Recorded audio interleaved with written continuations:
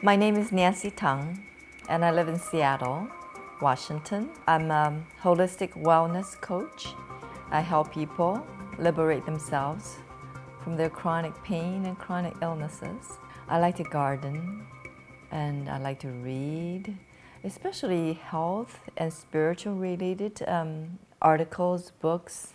I love anything to do with pets, animals, yeah, nature.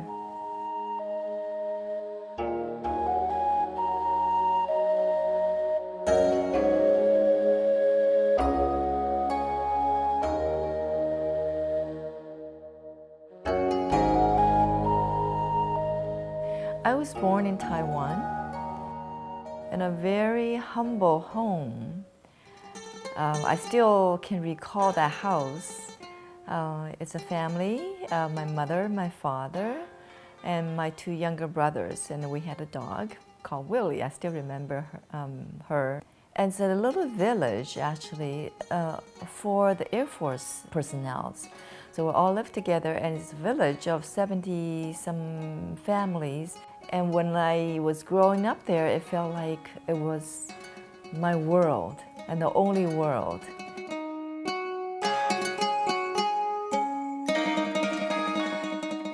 When I grew up there, and my elementary school was right behind the village, crossing a field of rice paddies.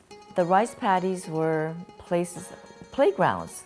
When the rice field was harvested, and so there was nothing growing there, and then we would go there and dig some holes and put some yams, and then burn some fire and put some yams in there and just let it sit, and then 2 hours later they become nice, cooked and juicy. It was very cozy environment, yeah. So I was there for 18 years.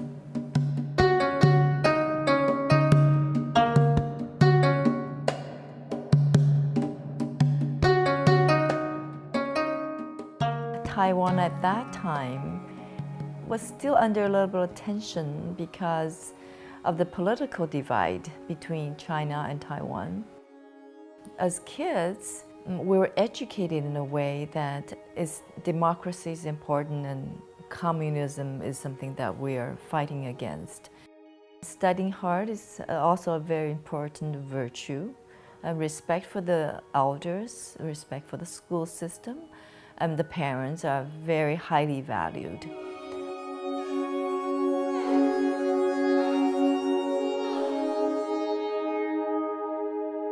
Usually there's some celebration during Chinese years, and that would be really the highlight of any kid.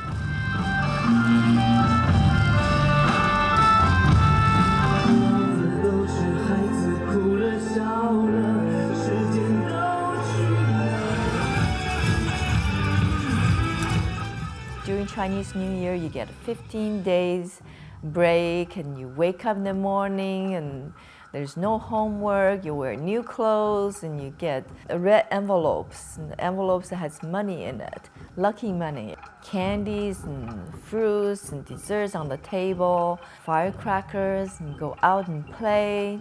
And the tradition was to go as a family and then go to each household and say to the family there, "Oh, Happy New Year." And I love to go with my parents and visit the families in that little village. And they in turn do the same thing, coming to our family and visit us too.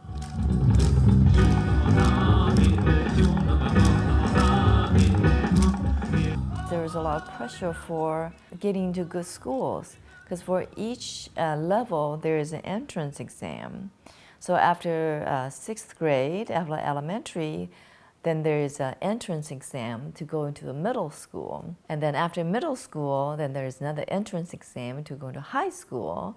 And after high school, there's an entrance exam to go to college. Growing up, there is this pressure of performing at an academic level.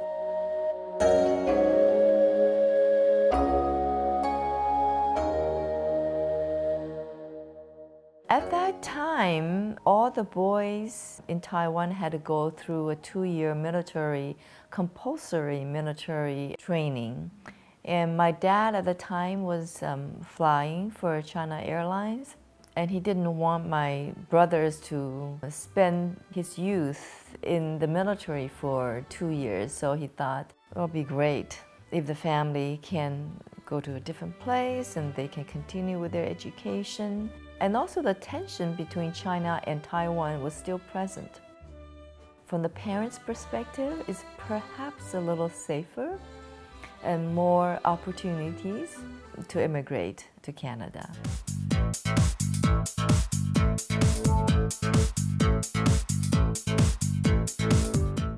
My mother and my two brothers immigrated to Canada, and my father was still flying between Canada and Taiwan.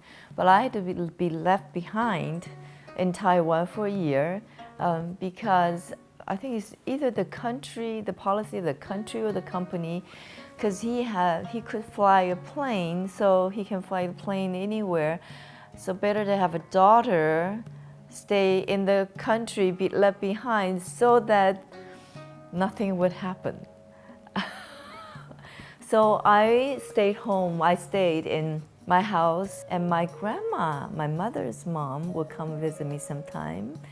And my cousin stayed with me. My dad would come back to visit when it's his turn to stay in Taiwan. So I had company, and I was 18 then. To my parents, it was very, very stressful.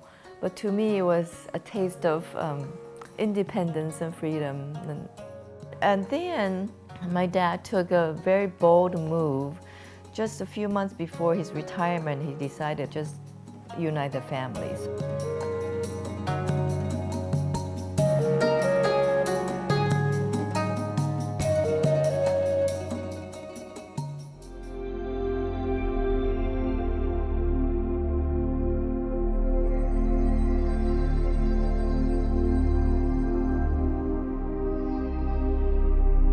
I was in college, and after 2 to 3 years in college, by the end of 3 years, I felt like I really wanted to have not a general degree, but a degree of a profession.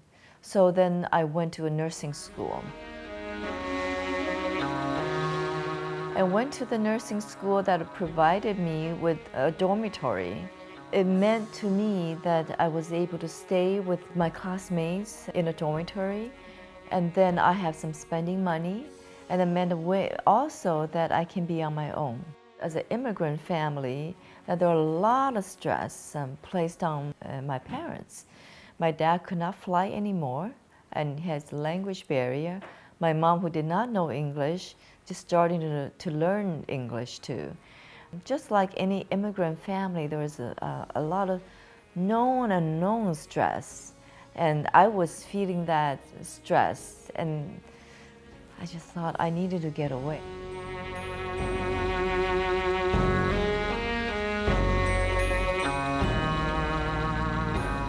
I lived in Vancouver, Canada, and my husband was a graduate student at University of Washington, and he lived in Seattle. And he was a vice president of the Chinese Student Association. Every year they have a retreat. That year, the retreat was held at Fort Worden, and the flyer of that retreat went to my sister-in-law's parents. For some reason, they were somehow connected. And they said that they didn't have the time to go, so asked my sister-in-law if she wanted to go. She says, I have an exam, I can't go. So she asked my parents if they want to go. And my parents says, well, how about you, Nancy? Why don't you go? I said, well, okay. So drove down from Vancouver to Fort Worden. And then once we got to Fort Worden, they had it really well organized. As soon as you get in, they put you into different teams. And then with different teams, they have games. My husband and I got into the same team. And then the rest of the week, the rest of 3-4 days, we just spent as a team together. Once I arrived the place and the event, certainly I was surprised. Yeah, I did see some beautiful girls and very energetic, very outgoing girls. That's the kind of I was looking for.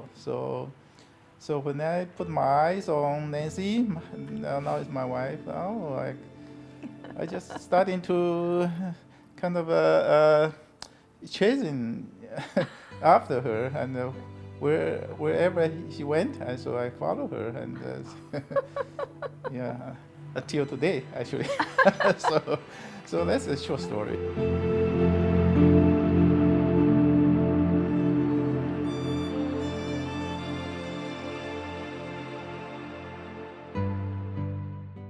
I was working in the ICU's intensive care, and then I was pregnant. I continued to work part-time until, even after my daughters were born, I still continued to work there. But after a while, I didn't want to miss their growing up years. So I decided to take time off to stay home with them. I became their Girl Scout leader. I volunteered in the school. And to me, that's also another learning experience, because I didn't grow up here. I didn't know the culture, what the kids were going through. And by volunteering in school, by being their Girl Scout leader, it's like I'm learning also from the ground up in the Western culture too. In their middle school years, and then I start going back to work, but this time it's more community health nursing. So it'll be like visiting old folks in their homes, checking to make sure they're well taken care of. Abre bien los ojos, es la despedida. Y al cerrar la puerta, debes olvidarme por toda la vida. Demasiado. By then, I was in my middle age, late 40s, early 50s, and I was starting feeling a shift in my body. I was feeling anxious a lot, I was feeling tired a lot, I was feeling achy, and I thought, oh, it must be my hormones changing. I went to see the doctor. The doctor says, well, how about if I just prescribe you some anti-anxiety medication or something to help with your mood. But I said, no, I don't think that's the real cause. There's something physiological. Even though I was born Chinese, I know a lot about herbal stuff just by being in that environment. But to me, educational-wise, I really have not been in touch with it. So I made that appointment and I canceled it. And then I made it again and canceled it. And I made it again and canceled. And by the third time, the receptionist says, well, are you coming or not? If you're not, I'm just going to take you off the list. So this doctor, she just hit me right on the nail. The way she treats is very different. She treats people as a whole, not just the illnesses, but body, mind, and spirit. And one day I was in the office, and then we went into a meditation. خلاصه من همینجوری دستم رو گذاشتم زیرش و دیدم که این یه خانومی اومد که لباس سفید بلند پوشیده بود، موهای قشنگ سیاه داشت و همینجوری به نانسی نگاه میکرد. I visualized very, very clearly there was a woman stood by my side. And she had a headpiece on, and long and flowing robes. And I've never seen, I don't recognize this lady, and I don't know who she was. She has more pronounced features, so I know it's not Asian. So I thought, would this be Jesus' mother? Who would this be? There is no other saint that I know of, because I have not really been in contact with any religion. I grew up more with the Taoism and Buddhism. But all she did was put one hand on my forehead, another hand on my thigh. And my whole being just felt like I was in heaven. So calm and peaceful and serene.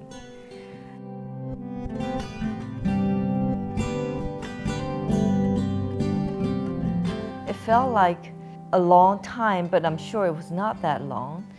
And Dr. Darvish came back in the room. She said, I told her about this, and she said, "Do you know who that was?" I said, "I have no idea. That's Tahere." She said, "I saw her too."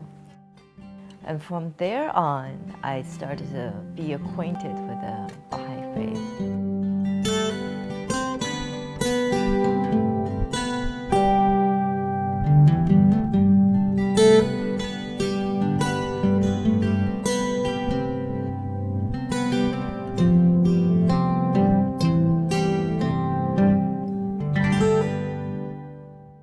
دعوتش کردم، گفت یه روحی کلاس میذارم براتون اینجا. اومد و من به هرولد و شاهین گفتم که شما هم بیاید. هرولد بتونه برامون فسیلیتیت بکنه این کلاس رو. 8 نفر بودیم اونجا. I have felt all my life that this religion is really not a Persian religion. And I've had the experiences in my own travels. I remember teaching and visiting the Marshall Islands when I was in college. And I wanted to know how could someone who was Marshallese background, who knew nothing about neither West nor East, and you know, I found that each one of them was the same kind of people I knew at home that I'd seen in many other places in the world. And Nancy really represents that part of the Baha'i faith, which is neither one part of the world or another, coming from Chinese background. You could say she represents a Chinese background, but she doesn't. She represents Baha'i. 我的上帝啊，我的上帝啊，联合你的仆役们的心智，显示你伟大的旨意给他们，愿他们听从你的诫令。遵从你的律法，上帝啊，帮助他们竭力成事。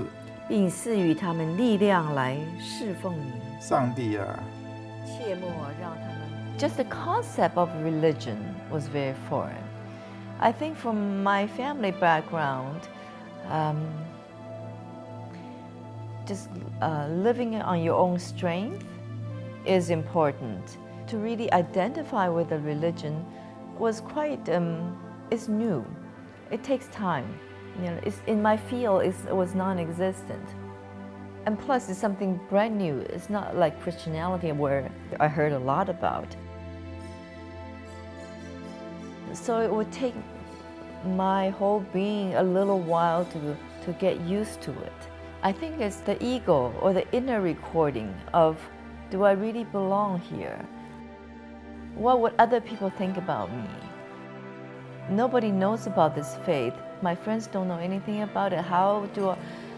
I'm going to be very different. How I'm going to present myself? I think all these questions come to mind. But one day, I just thought, I can't sit on this fence anymore. Because sitting on the fence itself is very tiring, very exhausting. It's like the two sides of me battling with each other. So I said, either I go this way or I go that way.